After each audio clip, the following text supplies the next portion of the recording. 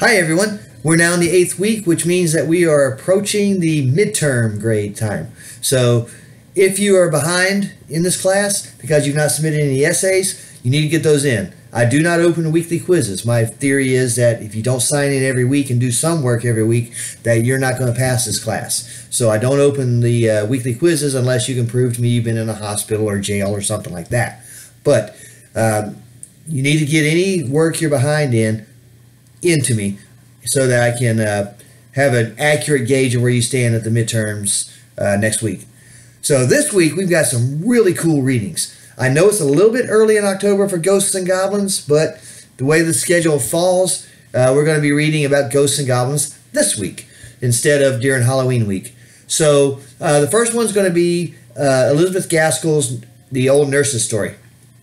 This is a lady that is telling the children of a lady that she was actually the nurse of, or the nanny for, as she was growing up, about an incident with some supernatural forces, particularly the ghost of a young girl, while their mother, the children's mother that she's speaking to, was about 5, 6, 7 years old, somewhere around in there. So this is a really fun story. It's a ghost story, and it says a lot about regrets in life, how you can't change anything once you've already made decisions or once you've already taken actions. So take a look at that for that one.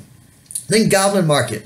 The parallels between Christina Rossetti's Goblin Market and the book of Genesis, particularly the temptation story with the serpent and Eve and then Adam.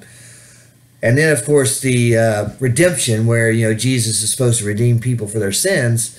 They are so obvious that I made that the topic of the paper, should you decide to write about Goblin Market. So look for those parallels, look for, sin, look for temptation, look for redemption.